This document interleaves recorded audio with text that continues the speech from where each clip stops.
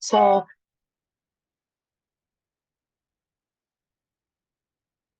last Bible study, nakita natin ang pagtawag ng Panginoon kay Levi, or mas kilala sa tawag na Matthew, na isang tax collector. Nakita natin na hindi nagdalawang isip si Levi sa pagsunod kay Jesus Christ. Iniwan niya ang lahat para sa Panginoon. And then nakita din natin sa ginawang pagtawag ni Jesus Christ kay Matthew na walang pinipili ang saving grace ng Panginoon at hindi rin niya tinitignan ang status ng taong kanyang gagamitin. Dahil si Levi or Matthew ay ginamit ng Panginoon, isa siya sa kanyang mga apostles. Siya ang nagsulat sa Book of Matthew.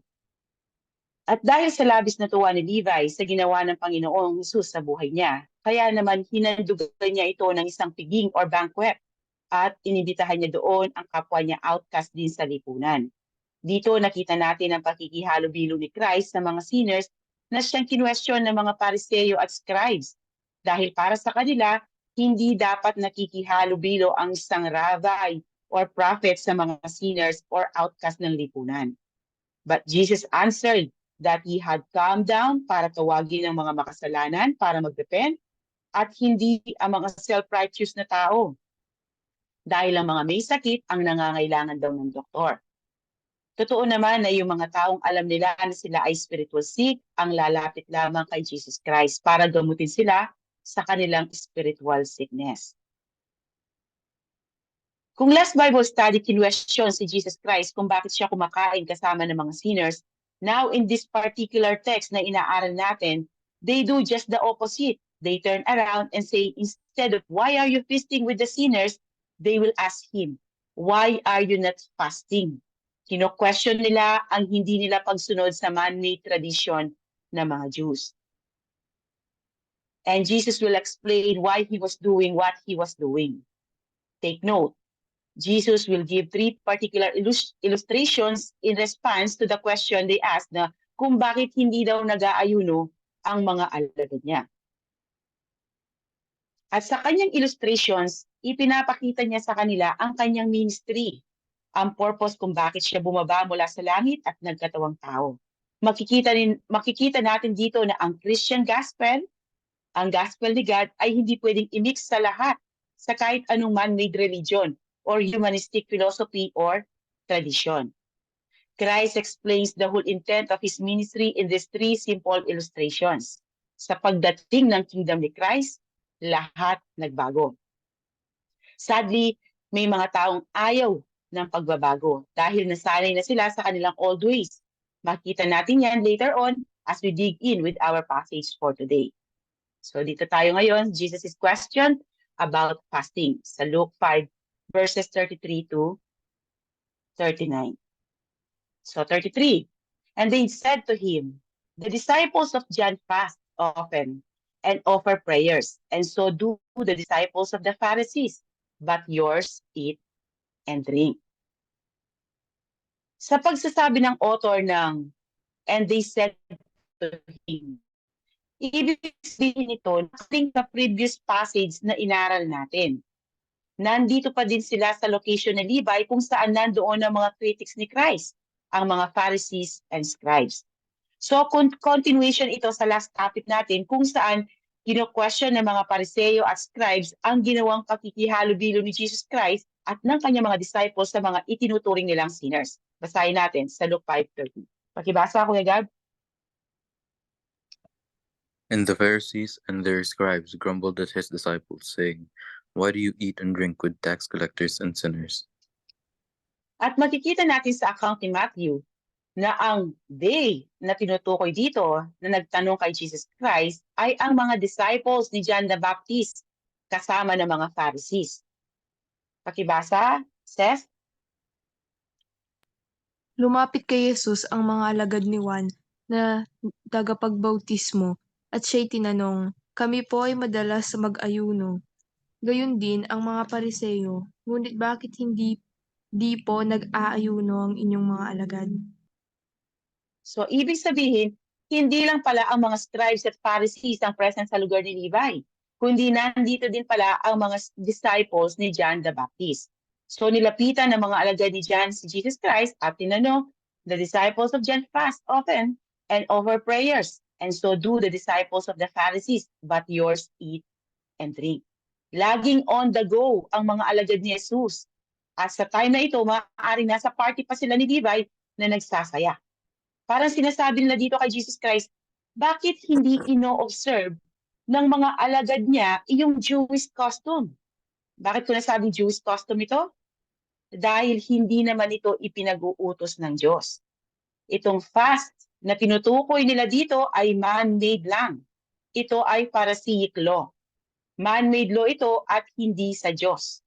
Makikita sa Luke 18 verse 20 kung saan sinabi ng isang Pariseo that he fasted twice a week, which is according to Pharisaic law, it was Monday and Thursday. Pero wala kayong mababasa sa Bible na ipinag-uutos ng Diyos na mag-fast ang mga tao niya ng twice a week. The only biblical and mandated in the Old Testament fast was only once a year. At ito ay ginagawa sa Day of Atonement. Basahin natin. Pakibasa. Laika?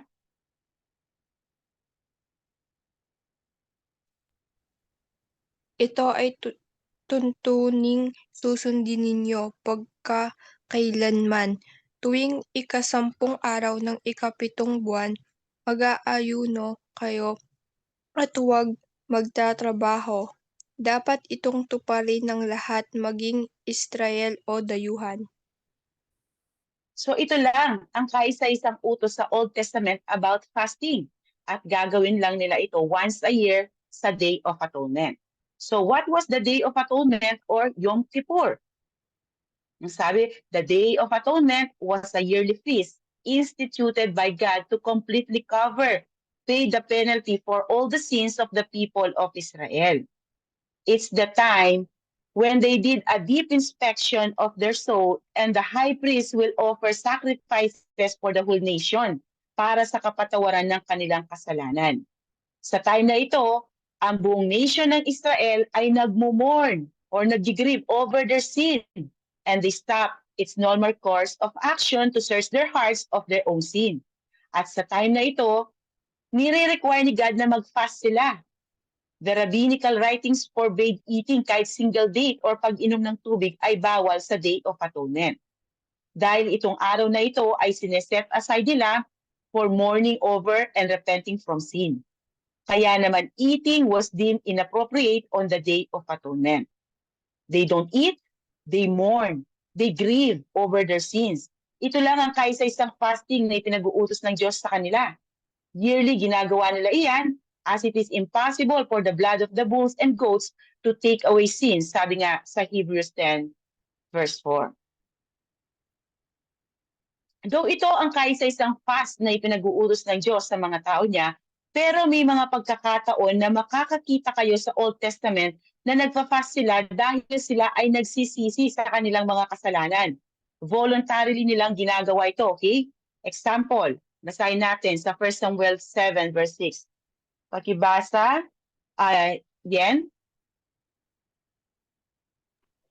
Nang matipon sila sa Mizpa, kumuha sila ng tubig at ibinuo sa harapan ni Yahweh bilang handog. Maghapon silang nag-aayuno at nananangis ng ganito, nagkasala kami kay Yahweh. Doon sa Mizpa ay nanungkulan si Samuel bilang hukom sa sambayan ng Israel.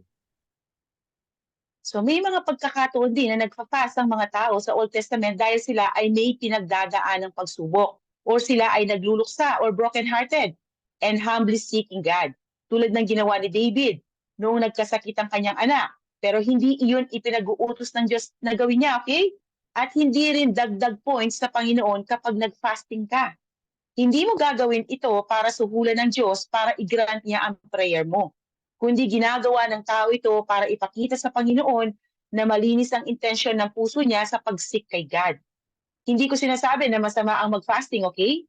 Maganda ito dahil ine-empty mo ang sarili mo sa physical food para mas mag-rely sa Panginoon for strength.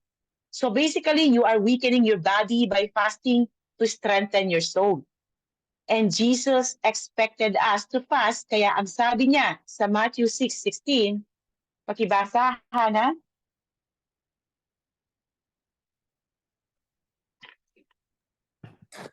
When you fast, do not look somber as the hypocrites do, for they disfigure their faces to show others they are fasting. Truly, I tell you, they have received their reward in full. So nakita niyo, sinabi niya, when. Hindi niya sinabing, if you fast. So Jesus expected his followers to fast. Pero inuulit ko, hindi mo dapat gagawin ito para i-grant ni Lord ang prayer mo. Hindi mo gagawin ito bilang suhol sa Panginoon. Itong ginagawang twice a week fasting ng mga Pariseo ay hindi mandated ni God. Human invention lamang itong ginagawa ng mga religious elite na ito. At ito ay pakitang tao lamang. Kaya nga dito, sinasabi ni Jesus Christ na huwag gayahin, huwag silang gayahin.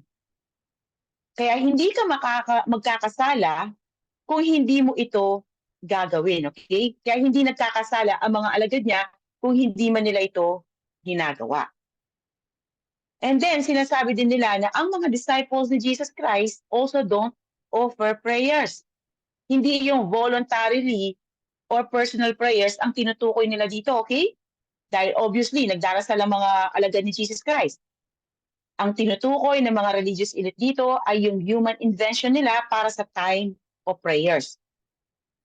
So mayroon silang daily routine of ritual prayers sa loob ng isang araw kung saan ititigil nila ang lahat ng ginagawa nila para magdasal. So ayon sa aking pag-aaral, nalaman ko na wala namang required time na ibinigay ang Diyos para tayo magdasal. Anytime, alam natin yan na pwede tayo magdasal. Ang sabi ng isang article na nabasa ko, the requirement to pray at certain times of the day isn't found in the Torah. Ito yung first 5 books of the Hebrew Bible o yung Old Testament. But it appears to have been a tradition among the Jews centuries before Jesus was born.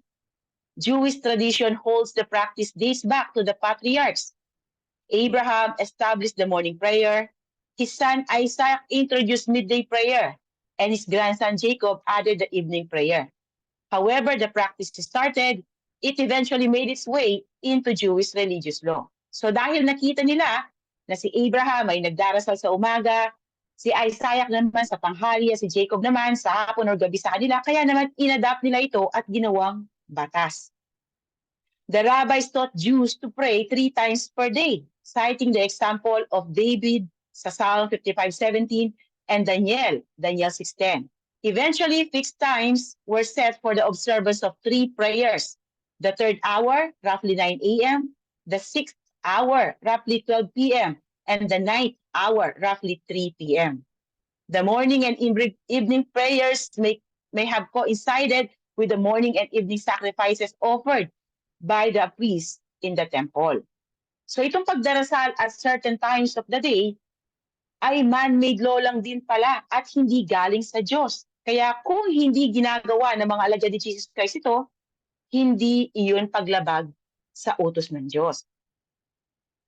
Maaaring kapag naglalakbay ang mga alagad ng Panginoon, ay hindi sila nakakapag-observe nito. At noong nagkakasiyahan sila dito sa bahay ni Matthew or Levi, hindi rin nila nagawa na sumunod dito or mag-observe dito. Though ito ay man-made law, sinusunod ito ng mga alagad ni Jesus Christ, okay? Makikita sa Acts 3 verse 1, Peter and John were headed to the temple at the hour of prayer. Ang sabi dito, now Peter and John were going up to the temple at the hour of prayer, the 9th hour, so 3 p.m. At sa Acts 10:9, makikita na nagdarasal din si Peter doon. Pakibasa, Ate Chloe. The next day, as they were on their way and were approaching the city, Peter went up on the roof of the house about the 6th hour, noon, to pray. So nakita nyo, itong prayer at certain times of the day ay hindi ipinag-uutos ng Diyos pero ginawang batas ng mga religious leaders na malugod namang sinusunod ng mga alagad ni Jesus bago sila naging apostles ni Christ and even nung umakyat na sa langit si Jesus Christ. Ginagawa pa din nila ang pag-pray at certain times of the day. Ngayon, tignan natin ang naging sagot ni Jesus Christ sa kanila. Ipapakita dito sa kanila ni Jesus Christ ang kaibahan ng pre-Christ. Ito yung bago siya dumating.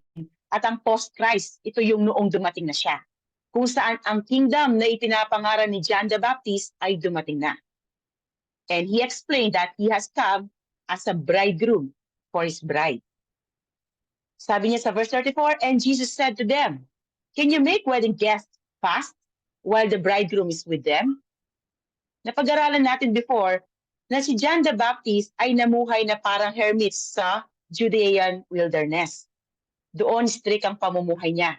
He wore sackcloth, which means he's always mourning. At sa pagkain niya, makikita natin na lagi siyang nagpa-fast. Hindi siya umiinom ng wine at locust and wild honey ang pagkain niya. So ibig sabihin, rigid ang pamumuhay niya. Hindi siya nakikisaya at hindi rin siya nakikihalubilo sa ibang tao. Bakit? Dahil pinapakita ng pamumuhay ni John the Baptist, ang forerunner ni Jesus Christ, na nagluluksa siya sa sitwasyon ng Israel. Ang sitwasyon ng Israel, bago dumating si Jesus Christ, ito yung pre-Christ, ay under sila sa law na ibinigay ni God kay Moses. At alam ni John na walang maliligtas sa pagsunod sa law dahil walang makakagawa nito perfectly. Ang law ay ibinigay para ipakita sa tao kung gaano siya kasinful. Iyon ang dahilan kung bakit ganoon ang pamumuhay ni John the Baptist. He mourns because of their sin. At noong tawagin siya mula sa wilderness ni God upang ipangaral ang paparating na kingdom, anong sabi ni John? Anong message niya? Repent of your sins and turn to God, for the kingdom of heaven is near. Parang sinasabi dito ni John the Baptist, we are sinners and we have to repent. Repent. Repent. Repentance ang dalang message ni John. Kaya ngayon, sa aking pag-aaral, alam niyo ba na mas naging malinaw sa akin kung bakit ganito ang naging pamumuhay ni John. Dahil nagmumon siya dala ng kasalanan. Sa Old Testament, nakita natin kanina, di ba, kapag nadigribog, namumon sila over their sin or tragedies, nagsusuot sila ng sako at nagpipray and fasting sila. Iyon ang pinoportray na image ni John. Ngayon, dumating na ang kingdom.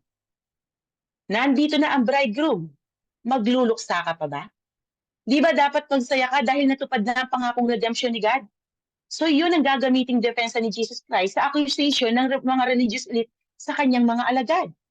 Nagbigay siya ng illustration gamit ang bridegroom at ang mga kaibigan nito.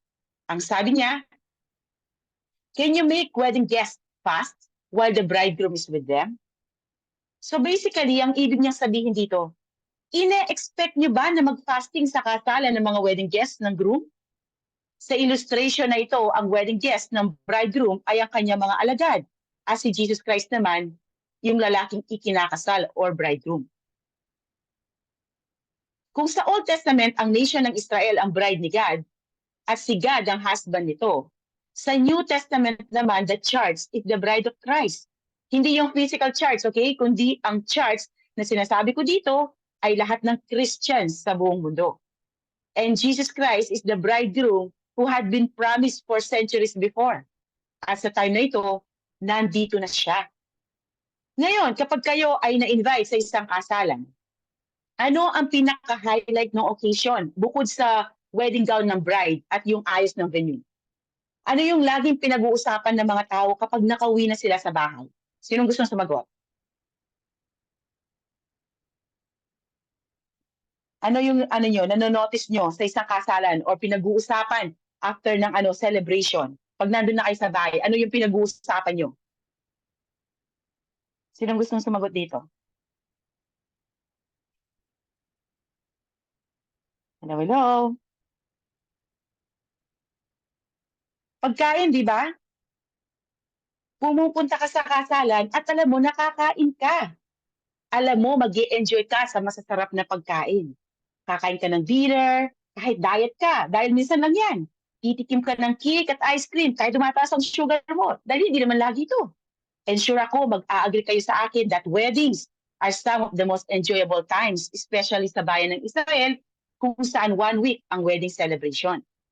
So in the wedding, you're gonna enjoy and rejoice together with the bridegroom. So his disciples were in his kingdom, celebrating with him, the bridegroom. So Jesus reminded his critics that the guest, yung kanyang mga alagad, ay nandoon to enjoy the wedding of the bridegroom. Dahil ang wedding ay time for joyous feasting and not mourning.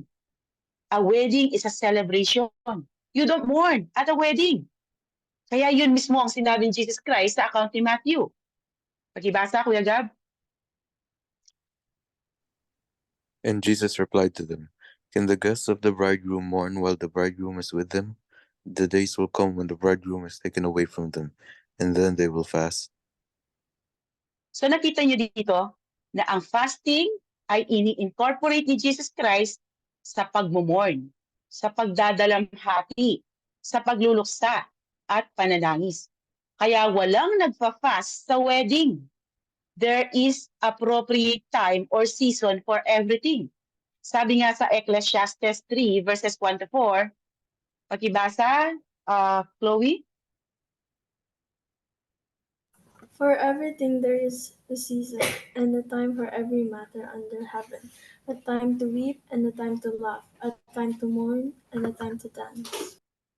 So ang ibig niya sabihin, why would you want my disciples to fast when I came as a bridegroom for his bride? What Jesus is saying is, dumating siya to change things. Jesus brings the salvation. He brings the kingdom. He brings the new life. His ministry has to share the life and the love of the Lord. Jesus brings us into the kingdom of God para ma-experience natin ang joy mula sa Panginoon and the fellowship of the Holy Spirit para ma-enjoy natin ang lahat ng blessings that we have in Christ. Nandito na ang kingdom na ipinapangaral ni John the Baptist, kaya bakit sila magluluksa?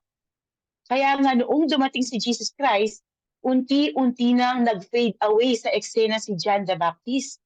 Tapos na ang pagluluksa ni John the Baptist. Dumating na ang katuparan ng pangako ng Diyos sa kanila. Kaya ang kingdom ay parang wedding celebration. It was a joyous celebration dahil natupad na ang pangako ng Diyos sa mga tao niya. Bumaba si Jesus Christ mula sa langit to share His life and joy, not mourning and not the sadness the religious elite experiencing. In reality, ang resulta ng man's religion ay sadness. Lahat ng religions na gawa ng tao, sadness ang hatid niyan sa tao dahil walang assurance ng eternal life. Only the gospel of Christ brings joy dahil nagbibigay ito ng buhay na walang hanggan. Lahat ng man-made religion ay walang maipangakong buhay na walang hanggan, kundi papagurin ka sa paggawa ng ganito, ng ganoon, and yet, hindi ka pa rin makakasiguro na sa langit ang destination mo. Nakita nyo ang pagkakaiba ng ministry ni Jesus Christ sa tradisyon ng mga religious leaders at ng mga tao sa panahon natin ngayon, ng mga ibang religion? Jesus came down to give you and me a wedding feast, life, joy, rest, and rejoicing. Kaya it was ridiculous to expect Jesus' disciples to fast and mourn while He was present with them. When the bridegroom comes, the man-made tradition is over because it's time for a feast. You rejoice. You throw a party. But sadly, the Pharisees were blinded. Hindi nila makita na dumating na ang pangako ng Diyos centuries before na pagbabago. Dumating na ang new covenant na pangako ng Diyos sa mga tao niya na natupad sa pagbaba ni Jesus Christ. And in verse 35, the days will come when the bridegroom is taken away from them, and then they will fast in those days. Nakita nyo? May time for fasting. Sinasabi niya dito na darating ang araw na magpa-fast ang mga disciples niya. Magdadalamhati, mag-grieve ang mga disciples niya. So kailan mangyayari yon? When the bridegroom is taken away from them. Ang tinutukoy niya dito ay ang execution na gagawin sa kanya. In the future, he would be executed and the disciples would lose him. Ito ang unang pagkakataon sa Gospel ni Luke na tinukoy ni Jesus Christ ang kanyang nalalapit na kamatayan. At kapag nangyari yon, his disciples would overcome with fear and grief. Matatakot sila at mangyayari ang propesiya ni Prophet Zechariah. Pakibasa, Ses? Sinabi ng Panginoong makapangyarihan, ihanda ang espada, patayin ang pastol ko na aking lingkod, patayin siya at mangangalat ang mga tupa, ang aba kong mga mamamayan at parurusahan ko sila. Na-fulfill ang propesiyang iyan sa Mark 14 verse 50. At syempre kapag sila ay pinagarian ng takot at lungkot, ang best nilang gawin ay mag-fast and pray. Tulad ng sabi ko kanina, hindi tayo inuutusan na mag-fast sa New Testament, kundi ina-assume ni Jesus Christ na gagawin natin ito kapag tayo ay may pinagdadaan ng pagsubok or trials. Kapag tayo ay nagdadalamhati, kapag tayo ay lugmok dala ng takot. Jesus assumes that there are going to be times na daranas tayo ng pagsubok, ng difficulties, and you will fast because you are seeking His guidance, His comfort, His love. Example, kapag may mabigat na desisyon kang gagawin at hinihingi mo ang guidance ni God, hindi mo maunawaan ano ba ang gustong mangyari ng Diyos sa buhay mo. And you don't seem to be hearing from God. Iyon ang best time to fast and pray. Pero nung nandito si Jesus Christ, hindi kailangan gawin ng mga alagad niya ito. Dahil kasama nila si Jesus Christ. Anytime pwede silang lumapit sa Kanya at magtanong. Anytime pwede silang humingi ng tulong sa Kanya at hindi sila mabibigo. Protektado sila ni Christ noong nasa lupa pa siya. Kaya nga wala isa man sa kanila ang nasaktan noong hulihin siya sa Garden of Gethsemane. Pero noong hindi na nila kasama ito, kailangan na nilang mag-fast and pray para hingin ang guidance nito. Example, sa Acts 14:23. Pakibasa, Laika. Pumili sina Pablo at Bernabe ng mga mamumuno sa bawat iglesia. Nag-ayuno sila at nanalangin para sa mga napili at ipinagkatiwala nila ang mga ito sa Panginoon na kanilang pinananaligan. So ganyan din ang ginawa ni Daniel noong hindi niya maunawaan ang vision na ibinigay sa kanya ni God. Basahin natin, pakibasa, Yen.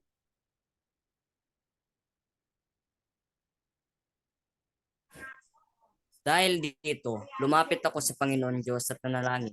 Nag-aayuno ako, nagdamit ng sako at naglagay ng abo sa ulo. So Daniel humbled himself and was seeking the Lord in the word and in prayer with fasting. It's an act of self-denial. It's an act of mourning at laging may kasama itong dasal at pagbabasa ng salita ng Diyos. Walang mangyayari sa iyo kung magpa-fast ka lang pero hindi mo kakausapin ng Panginoon sa prayer. Hindi mo maririnig ang boses ng Panginoon kung nag-fast ka lang at walang kasamang dasal at pagbabasa ng kanyang salita. Maririnig mo ang kalam ng iyong sikmura pero hindi ang boses ng Panginoon. Kapag nag-fast ka lang, okay, na walang kasamang dasal at pagbabasa ng kanyang salita. Kaya ang tamang pagpa-fast ay may kasama laging prayer and immerse yourself with His Word. Tulad ng sabi ko kanina, hindi ito mandated, hindi ito utos, okay? Hindi ito batas or law na ibinigay ni God, but Jesus assumes na voluntarily mo itong gagawin to communion with God and seek His guidance through His words. Ngayon, nagbigay siya ng 3 parables or analogies or illustrations. Ang una, ang sabi niya, He also told them a parable. No one tears a piece from a new garment and puts it on an old garment. If he does, he will tear the new, and the piece from the new will not match the old. So Jesus describes that He has come to give a new garment at hindi para itagpi or i-attach sa old garment. So pre-Christ and post-Christ ang ipinapakita niya dito. Okay? Pinapakita niya ang pagkakaiba ng old and the new covenant. The law, which is the old covenant, brings the awareness of sin. It brings us to a place of repentance. Ito ang ginagawa ng law na ibinigay ni God kay Moses. Ipinapakita nito na walang makaka-perfect nito, kaya lahat ng tao ay kailangan ng Savior. Kaya kung magpapakatotoo lang ang mga religious elite, aaminin nila na hindi nila kayang i-fulfill lahat ng law ni God dahil iisang tao lamang ang naka-fulfill sa law ni God. At yun ay walang iba kundi si Jesus Christ, ang ating Savior. At ginawa niya iyon para sa atin as our substitute. Dahil alam ng Diyos, hindi natin magagawa ito on our own, kaya ang nag-fulfill sa law ni God para sa atin ay si Christ. He fulfills the old covenant at dahil fulfilled na ito, hindi mo na ito dapat babalikan pa. You move forward, not backward. Kaya hindi mo pwedeng i-attach si Jesus sa Old Covenant or Judaism dahil hindi ito mag-work. At ipapakita ni Jesus Christ na hindi ito mag-work sa pamamagitan ng ginamit niyang illustrations. Ang sabi niya, no one tears a piece from a new garment and puts it on an old garment. If he does, he will tear the new, and the piece from the new will not match the old. In reality, sino ang nasa tamang pag-iisip na sisirain ng bagong damit para itagpi sa luma? Wala, di ba? Bukod sa magsasayang ka ng bagong damit, makikita din right away ang pagkakaiba nila. Dahil faded na ang lumang damit, worn out na ito. At kung sakali man na may gumawa nito, kung sakaling idinugtong mo ang bagong damit sa iyong lumang damit, masisira ito. Bakit? Basahin natin ang sinabi ni Jesus sa Matthew 9, verse 16. Ang sabi niya dito, sinabi pa ni Jesus, walang nagtatagpi ng bagong tela sa lumang damit dahil kapag nilabhan, uurong ang bagong tela at lalo pang lalaki ang punit. Dahil kapag nilabhan mo itong pinagdugtong mo na damit na ito, yung bagong garment, itong bagong garment, itong yellow, okay, na idinugtong mo sa luma, ay magsishrink. Dahil nagsishrink ang mga bagong damit kapag nalalabhan. At kapag ito ay umurong or nag-shrink, hilahin nito ang old garment na weak or marupok na. At ang resulta nito, mapupunit ito. Ayan, nakita nyo, may punit. It will ruin the two garments. Ang point ni Jesus Christ dito, hindi mo pwedeng idugtong or imix ang gospel sa kanilang religion, sa Judaism, or any other religion na ang salvation ay by works. Hindi ito mag-work. Hindi mo pwedeng i-update or i-improve ang isang bagay na outdated na or worn out na. Parang ano lang yan parang lumang cellphone. Darating yung time na hindi na sila pwedeng i-update at kailangan na silang palitan ng bago. Yun ang gustong i-point out ni Jesus Christ dito. In the context of the religious traditions of the time, gustong ibabatid sa kanila ni Jesus Christ na iwanan na nila ang kanilang pagiging legalistic and embrace faith-based relationship with God. Dahil hindi siya bumaba para i-attach ang gospel of salvation sa Judaism. Hindi mo sila pwedeng pagsamahin. Ngayon, paano natin ito ma-relate sa present day or sa mga tao in general at hindi lang sa mga Jews? At bakit garment or damit ang ginamit na illustration dito ni Jesus Christ? Sa Bible, sa Old Testament or New Testament man yan, as far as metaphor is concerned, garment describes a person's character and righteousness before God. The Lord Jesus wants to give a new character and righteousness to His people. Sabi sa Isaiah 61:10, pakibasa Kuya Gab. I delight greatly in the Lord. My soul rejoices in the Lord, for he has clothed me with garments of salvation and arrayed me in a robe of his righteousness, as a groom adorns his head like a priest, and as a bride adorns herself with her jewels. Yan ang ginagawa ni Christ sa mga taong tinanggap ang kanyang gospel. Binabalutan niya ito ng kanyang righteousness na parang damit. Binabalutan niya ng new garment of righteousness ang bawat individual na sinisave niya. When Christ touches their lives and changes them, He gives them a new garment bilang kapalit sa old one. Ito yung na-born again ang tao. So Jesus is describing here His intent to give a whole new life, new relationships sa Kanya. Hindi inayos lang or itinagpi sa luma, kundi new you, born again. Kaya nga born again, pinanganak kang muli. Okay? Hindi bumaba si Jesus Christ para tapalan o dugtungan ang luma nating pamumuhay at ilagay ang kanyang buhay sa atin. Hindi ganoon ang ginawa ni Jesus Christ, kundi namatay ang dati nating pagkatao kasama niya sa cross. Basahin natin sa Romans 6, verses 6 and 11. Pakibasa, Ses. Alam natin na ang dati nating pagkatao ay ipinako na sa krus kasama ni Kristo para mamatay, kaya hindi na tayo dapat alipinin pa ng kasalanan. At dahil na kay Kristo Jesus na kayo, ituring ninyo ang inyong mga sarili na patay na sa kasalanan at nabubuhay na para sa Diyos. Kaya nga ang sabi sa 2 Corinthians 5:17, pakibasa, Ate Hana?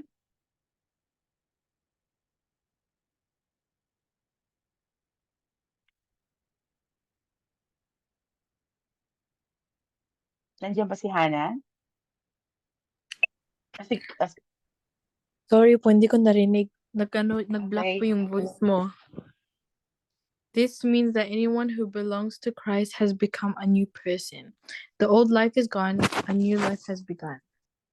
Kaya nga walang na-born again na nananatili sa kanyang old ways of living.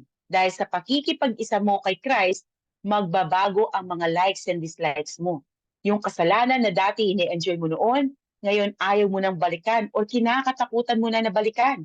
Yung mga gawain ni Christ na ayaw mong gawin noon, like pagbabasa ng Bible, pag-join sa mga Bible study, pakikipag-fellowship sa mga kapwa mo Kristiyano at pag-attend ng mga worship service. Kung noon allergic ka sa mga yan, ngayon masayang-masaya ka na sumasama sa mga yan. Nagkaroon ka ng love sa mga bagay na mahalaga sa Savior mo. Kaya, magtaka kayo kung sinasabi nyo na Christian kayo and yet walang makitang pagbabago sa inyo. Ibig sabihin lang nun, niloloko nyo lang ang sarili nyo. Dahil imposibleng walang mabago sa taong pinapanahanan ng banal na Espiritu ng Diyos. Hindi man tayo magiging perfect dito sa mundo, pero unti-unti tayong babaguhin ng Diyos para i-conform sa image ng kanyang anak na si Jesus Christ. Ang ating old way of living ay parang lumang damit na itinatapon sa basurahan. Hanggang doon na lang ang pakinabang nito. Hindi na dapat hukayin, hindi na dapat ilabas dahil luma na, bulok na, wala nang silbi. Jesus did not come to patch your old system, but to replace it with the garment of salvation na nabasa natin kanina sa Isaiah 61 verse 10. At sinasabi din sa Ephesians 2 verses 8 to 9. Pakibasa, Yen. Sapagkat dahil sa kagandaang loob ng Diyos, kayo ay naligtas sa pamamagitan ng pananampalataya, at ito'y kaloob ng Diyos at hindi mula sa inyong sarili. Hindi ito bunga ng inyong mga gawa, kaya't walang pinagmamalaki ang sinuman. The good news of salvation is by faith in Jesus Christ alone. The gospel of Christ stands alone. Walang works righteousness ang pwedeng idugtong sa gospel of grace and faith. Hindi na siya grace and faith kung sasamahan mo ito ng works. Kaya kung sasabihin nyo, ligtas ako dahil sa ginawa ni Jesus Christ sa cross, plus sa pagiging mabuti kong tao, hindi salvation yun, okay? Walang salvation doon. Tanging sa ginawa lamang ni Jesus Christ sa cross ang kaligtasan ng tao. Then, ang next parable na ibinigay niya ay new wine and old wine skins. Pero medyo similar ito sa old and new garment illustration, but he goes a little bit farther. Sabi niya, verses 37 to 38, and no one puts new wine into old wine skins. If he does, the new wine will burst the skins, and it will be spilled, and the skins will be destroyed. But new wine must be put into fresh wine skins. Typically, sa time nila, ini-store nila ang wine sa containers gawa sa animal skins like goat skin. Kapag inilagay mo ang new wine into old wine skins o lumang lalagyan, ang mangyayari kapag dumaan sa fermentation ang new wine, mag-e-expand ito dahil magre-release ito ng gas. The new wine will burst the skins and it will be spilled and the skins will be destroyed. Ang skin kasi ng grapes ay may yeast. May yeast yan, okay? Yung balat ng grapes na nagkukos ng fermentation. As grapes crush, kapag nadurog ito, kapag dinurog nila ang grapes para ilabas yung juice, yung juice nito, mag-i-start itong mag-ferment. Ang ginagawa ng yeast ngayon na nasa skin ng grapes, it turns the natural sugars in the grape juice into alcohol and carbon dioxide. At ang fermentation process ay magpapatuloy hanggang sa ilagay sa wineskin ang new wine. So sa pag-release ng carbon dioxide ng wine, dala ng fermentation, ang nangyayari parang lobo na lumalaki or nag-stretch out ang wineskin to the point of losing its elasticity. Kaya kung in-store mo ang new wine sa old wineskin, Ang mangyayari, hindi nito kakayanin ng pressure dahil luma na siya, dried out na, at malutong na ang balat. Hindi na flexible. Kaya eventually, ito ay sasabog. Matatapon lang ang laman at sira pa ang lalagyan. Parehas na hindi mapapakinabangan. Kaya ang new wine ay kailangang i-store lamang sa bagong wineskin, kung saan malambot pa ang skin at madaling mag-expand during the fermentation process of the wine. Pinapakita ni Jesus Christ dito that these two things cannot go together. Again, ang tinutukoy niya dito ay ang Old Covenant and the New Covenant. The system of Judaism and the Gospel Christianity ay hindi pwedeng pagsamahin. Napakahalagang maunawaan nila ito, that the New Covenant is entirely new relationship with Christ. So iyon ang dapat maunawaan ng mga kausap ni Jesus Christ dito. That if they take the gospel of Jesus at idinagdag nila ito sa kanilang religion, instead na makita nila na ito ang fulfillment ni God sa promise niya, hindi ito mag-work. Though the gospel of Jesus is Jewish dahil Hudyo si Jesus Christ, at sa mga Jews unang ibinahagi ang gospel, pero hindi siya pwedeng idagdag sa law ni Moses.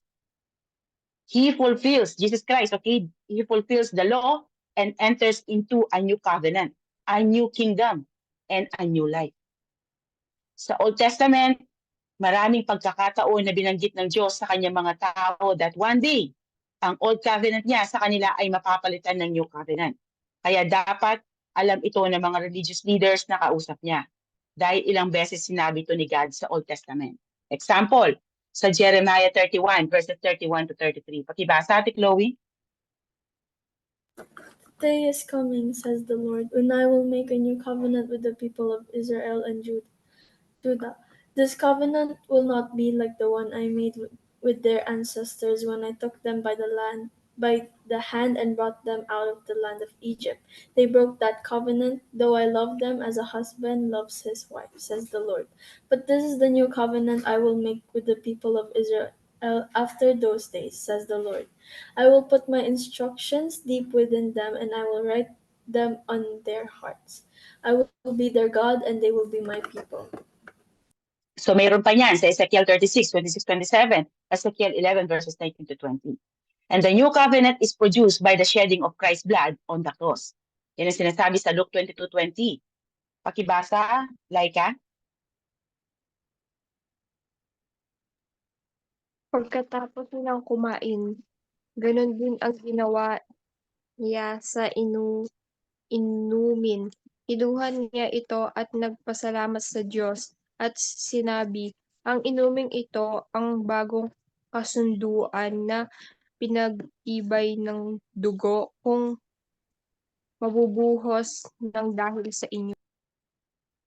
So yung new wineskin or new covenant na ibinigay sa atin ay nangyari dahil sa kanyang kamatayan sa cross, at ang wine ay inilalarawan ng dugo ni Kristo na dumanak sa cross ng Kalbaryo.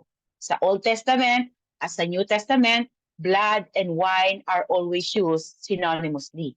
Kaya itong wine at wineskin ang ginamit niyang metaphor dito because it's His blood that produces this ability for us to experience this new covenant. The new wineskin is the gospel truth that is given through the new covenant. Sa pagdating ng new covenant, nawalan ng bisa ang old covenant. Sinasabi yan sa Hebrews 8:13. Pakibasa, Princess. Nang sabihin ng Diyos ang tungkol sa bagong tipan, pinawalang bisa na niya ang una, at anumang nawawalan ng bisa at naluluma ay malapit nang mawala. Hindi kasama dito ang moral law na ibinigay ni God sa Old Testament. Okay, yung mga 10 Commandments, hindi kasama yon. Dahil eternal ang moral law ni God, which is holy, righteous, and good, na finulfill ni God sa kanyang pagbaba. Ang tinutukoy dito na dapat na nilang itapon, na dapat na nilang iwanan, ay ang mga rituals nila, yung kanilang dietary and sacrificial laws, yung legalistic religion based on rabbinic tradition with its man-made regulations that violates the law of God.